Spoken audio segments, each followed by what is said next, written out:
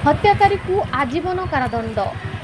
आठमल्ली 12/9/2025 आठमल्ली उपखंड ठाकुरगढ़ थाना अंतर्गत रईड़ा ग्रामर रवींद्र भोई बयस 50 वर्ष एक हत्या घटना शुक्रवार आठमल्ली अतिरिक्त जिला और दौरा जज रंजन कुमार सुतारू आजीवन कारादंड दंडित होई जणाଯାଇଛି।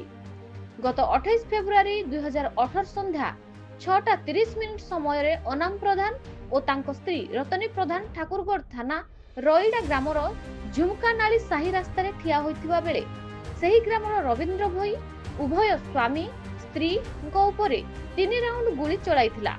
फल घटनास्थल में रतनीर मृत्यु हो जाइथिला एवं गुरुतर अवस्था अनाम को आठमल्ली उपखंड चिकित्सालय को निया जाइथिला। सेठारे डाक्तर तांकु मृत घोषणा करथिले। घटना संपर्क में मृत्यु अनामर सान भाई गगन प्रधान गत 1 मार्च 2018 तारिख में भोर 5:45 रे ठाकुरगढ़ थाना रे घटना संपर्क में एतला देथिले।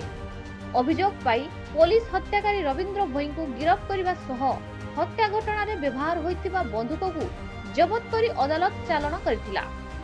जंगल रु शिकार करी आनिथिबा एक हरिण मांसर भागबंटा को नहीं एही हत्या घटना घटिथिबा जणा जाईछि।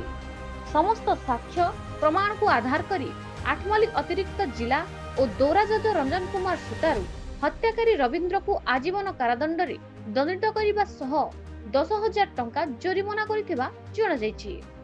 हत्याकारी रवींद्र कारागार रे थाई तांको पक्षरु आईनजीवी घनश्याम बेहेरा मामला लड़ुथुबा बेले अतिरिक्त पब्लिक प्रोसिक्यूटर भावे वरिष्ठ आईनजीवी असित रंजन देव और सरकारी नियुक्ति प्राप्त अतिरिक्त पब्लिक प्रोसिक्यूटर गायत्री दास मामला को परिचालना करथिले।